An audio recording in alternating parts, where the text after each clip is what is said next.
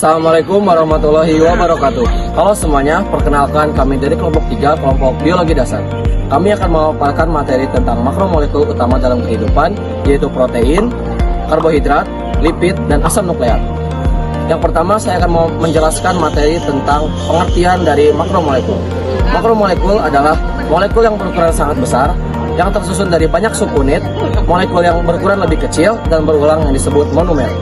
Makromolekul juga sering disebut dengan polimer karena tersusun dari banyak unit-unit polimer.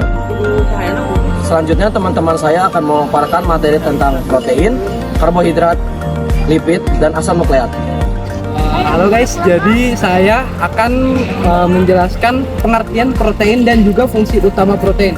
Untuk yang pertama yaitu pengertian protein. Protein adalah makromolekul vital yang tersusun dari asam amino dan sangat penting untuk hampir semua fungsi tubuh seperti membangun jaringan, seperti membangun dan memperbaiki jaringan, menghasilkan enzim dan hormon, serta menjaga kesehatan otot dan kekebalan tubuh. Protein dapat diperoleh dari sumber hewani dan juga sumber nabati. Dan untuk poin kedua yaitu fungsi utama protein. Fungsi utama protein itu terbagi menjadi dua. Yang pertama ada membangun dan memperbaiki jaringan. Protein adalah bahan baku untuk membangun dan memperbaiki sel, termasuk otot, kulit, dan organ dalam tubuh, menghasilkan enzim dan hormon. Protein diperlukan untuk memproduksi enzim yang memecah nutrisi dan hormon sebagai yang mengatur berbagai fungsi tubuh. Untuk poin kedua, fungsi utama protein yaitu menjaga kekebalan tubuh. Protein berperan penting dalam sistem kekebalan tubuh untuk melawan infeksi. Sekian dari penjelasan saya, terima kasih. Saya akan menjelaskan mengenai sumber protein sebelumnya. Selain karbohidrat dan lemak, protein juga termasuk ke dalam sumber energi, yaitu menjaga keseimbangan cairan dalam tubuh. Nah, sumber protein terbagi menjadi dua, ada protein nabati dan protein hewani.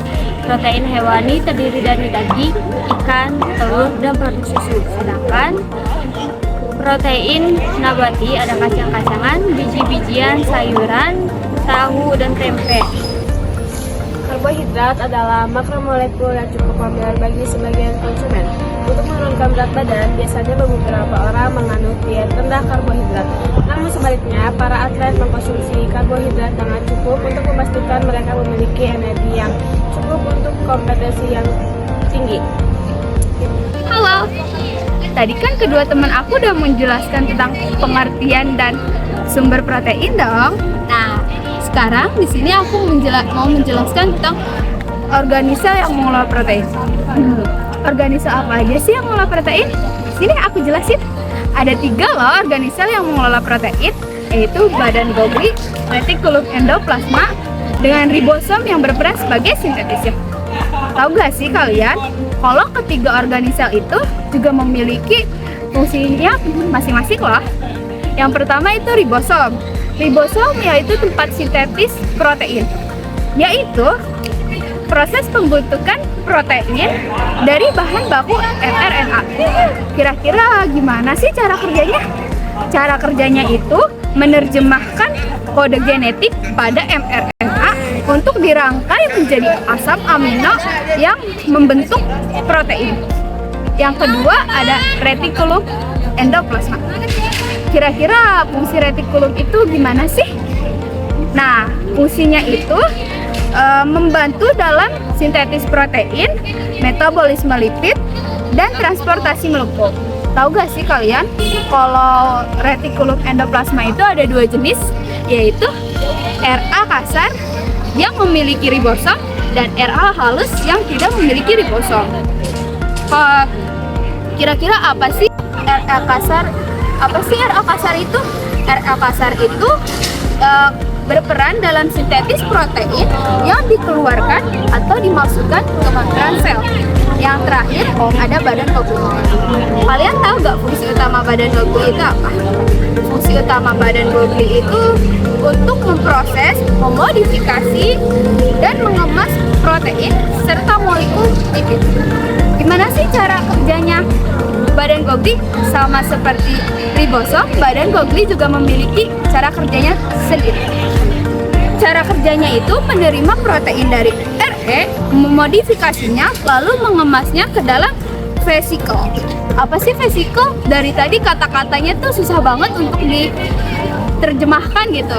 Vesicle itu kantong-kantong kecil yang untuk dikirim ke tujuan akhir seperti lisosom, membran plasma, atau disekresikan dari sel. Nah, itu aja yang bisa aku sampaikan. Semuanya mohon maaf kalau ada kesalahan. Assalamualaikum warahmatullahi wabarakatuh. Bye. Lipid adalah kelompok molekul organik yang larut dalam udara atau hidrofobik, tetapi larut dalam pelarut nonpolar. Ini tahu keren. Ada beberapa fungsi dari lipid. Yang pertama yaitu sumber energi cadangan, yang kedua komponen membran sel, yang ketiga yaitu isolasi dan pelindung, yang keempat hormon dan sinyal, dan yang terakhir yaitu pelindung struktural. Contoh lipid penting ada 4. Pertama ada trigliserida, sumber energi. Lalu ada fosfolipid, pembentuk membran sel. Lalu ada kolesterol, penyusun membran dan prekursor hormon steroid. Dan terakhir ada kutikula daun, mencegah penguapan berlebih. Lipid adalah senyawa organik yang tidak larut dalam air tetapi larut dalam pelarut nonpolar seperti ether, kloroform, atau benzena. Secara sederhana, lipid adalah lemak dan zat sejenis lemak yang berfungsi sebagai sumber energi, penyusun membran sel, dan pelindung organ tubuh. Contohnya kayak lemak, minyak, fosfolipid, lilin, dan steroid. Terima kasih. Dadah. Sini aku mau ngejelasin apa itu asam nukleat. Pada buku Erlangga yang berjudul Biokimia edisi 2, Linhinger tahun 1982 mengatakan bahwa asam nukleat adalah makromolekul biokimia yang kompleks, berbobot molekul tinggi, dan tersusun atas rantai nukleotida yang mengandung informasi genetik. Asam nukleat juga ada di dalam inti sel. Asam nukleat dapat ditemukan pada semua sel hidup termasuk virus. Asam nukleat juga merupakan biopolimer dan monomer yang penyusunnya adalah nukleotida. Nukleotida terdiri atas 3 komponen, yaitu basa nitrogen heterosiklik, purin dan pirimidin, gula pentosa, dan sebuah gugus fosfat.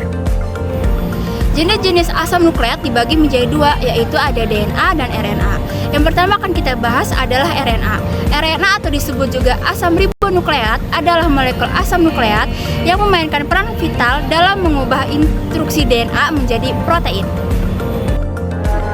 Asam nukleat yaitu DNA dan RNA penting banget untuk mengatur semua proses di sel. Beberapa fungsinya. Yang pertama, menyimpan informasi genetik.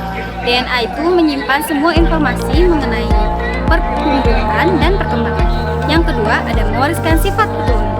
Jadi, DNA itu mewariskan keturunan dari orang tua ke anak. Yang ketiga, ada membantu sintesis protein.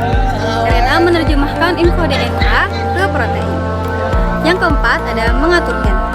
RNA bantu gen bekerja sesuai kebutuhan.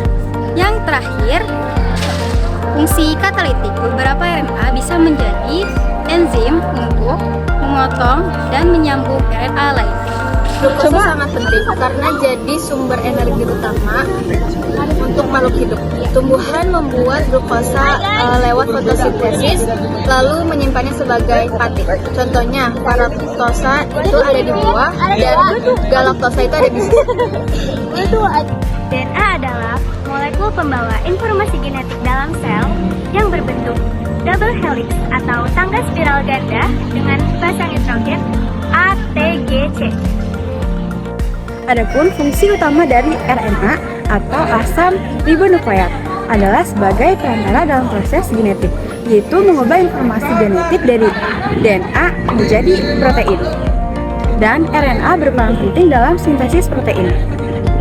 Sakarida merupakan tersusun dari banyaknya monosakarida yang terikat melalui ikatan kovalen, dapat berbentuk cabang atau berbentuk lurus dan berukuran molekul besar.